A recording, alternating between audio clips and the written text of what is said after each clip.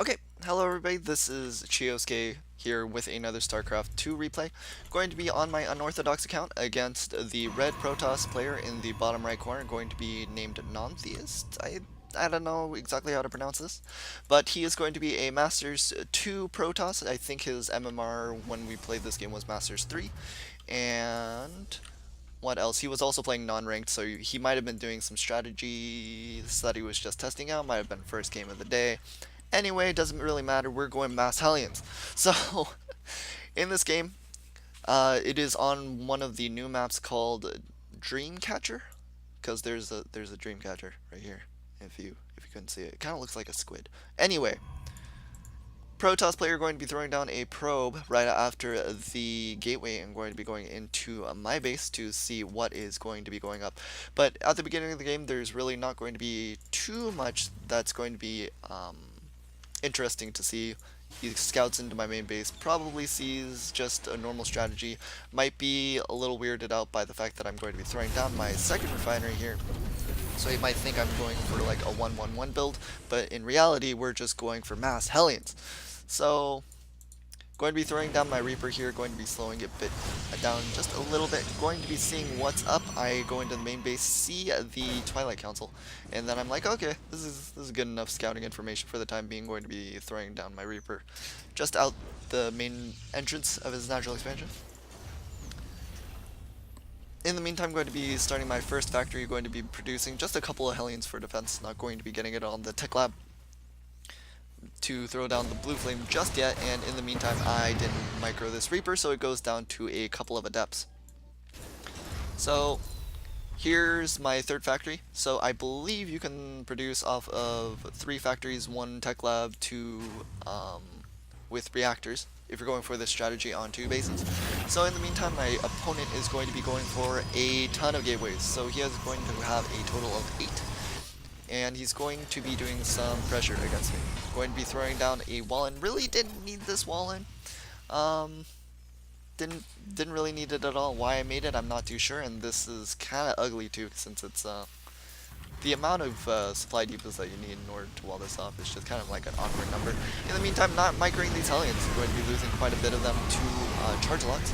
Chargelots still do quite well against Hellions, if you guys didn't know. You have to actually micro them because the Chargelots, they'll do 8 damage when they get the charge, and that allows them to actually get a swing in, which does another 16 damage. So they do quite well against unmicro Hellions. So my opponent is going to be super annoying here, going to be throwing down a couple of Zealots at my natural expansion and a few more in my main base, targeting down whatever SCVs he can, and again, I don't actually have anything that can shoot up here, which is unfortunate for me. So going to be miss-microing here yet again in my natural expansion, and eventually going to be killing off the Zealots. And he's going to be throwing down another Warpin into my main base, again going for the SCV line. In terms of workers lost, you can see that he's killed 17 of my SCVs so far, just with good focus fire from the Zealots. I'm going to be going down to the natural expansion here and defending here as well, but these Zealots are super weak, and since Hellions are so darn fast, I'm going to be able to just follow this War Prism without too much difficulty. Continuing to just produce Hellions here and actually producing just a couple of Marines. I actually didn't want to produce Marines, but I don't have anything that can shoot up still. So going to be throwing down this armory so I can eventually make some Hellbats if I wanted to. Also getting those +1/+1, or just upgrades in general for the Hellions. Going to be going into his natural expansion again, not doing so great in terms of micro, and he was able to get some free shots off on these Hellions with those Chargelots, since he did dedicate one of his Warpins to his natural expansion to defend. Also threw down a couple more gateways. I'm pretty sure he can actually afford this, but it's mainly just to wall off, I believe. I don't think he needed this one particularly, but that's okay. And in the meantime, going to be getting his War Prism back into my main base, going to be warping in a sentry. So I believe his plan was to wall this off, but just because Hellions are so darn fast, I can get back into my main base and kill off the Zealots in time. So War Prism is going to be dealt with for the time being. Just continuing to produce SCVs to the best of my ability, and finally throwing down this engineering bay. just so I can get some missile turrets in case he goes for Dark Templar attack and to help defend against this War Prism because it's super annoying. So I'm going to be throwing down another handful of Hellions in order to see what's up at the natural expansion. Nope, never mind, just going to be grouping everything up. I don't know why they didn't all go at the same time.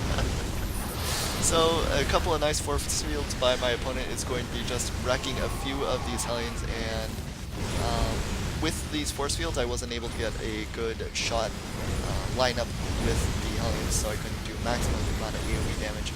Going to be hitting this pylon, not even able to get it, and with the amount of Zealots that he has, going to be doing pretty well against this small amount of Hellions. Just in terms of army worth, I believe this is worth much more. And again, the charge just doing quite well against these Hellions. Micro, super important. And now I do have a handful of Marines into my main base. I actually think I might have been able to kill him right here if I had all of these Hellions at his natural expansion. But for the time being, we're doing okay. So going to be getting +1 for my Hellions, and with these Marines I'm finally able to defend against the War Prison. So Hellions are going to be going cross map, and actually was able to engage right here, so this is super good for me. Backing up, probably not so great, but I was able to kill off all the sentries and Zealots through these rocks, so it looks like it's just barely big enough for like small forces like Marines and Marauders, Zealots, sentries to get through, but probably not like siege tanks. Probably. Not too sure about that. In the meantime, going to be warping in a few more Zealots into my main base, but because of that, he doesn't really have too much to defend. He warps in right in front of the Hellions, so he's going to be taking a lot of damage here. This micro was pretty poor. I just move commanded right behind the mineral expansion, and because of that, I missed out on a lot of damage. If I sent just like a handful of Hellions into the main base, could have done massive amounts of damage, but because of that, it really doesn't matter because he lost all of his Zealots. So, doesn't really have too much more in terms of minerals, so he can't really warp in anything because he lost all his probes. He's going to be focusing down some more of my SCVs. I'm going to be getting a force field at my natural expansion, my ramp, but he doesn't have any more probes, so he doesn't have any more income to produce. So we are going to be okay. Some random Hellions in the middle of nowhere. So could have definitely done a lot better. Could have microed a lot better. Map awareness could have been better. Army positioning and rally points were a big issue in this game for me. But still super fun.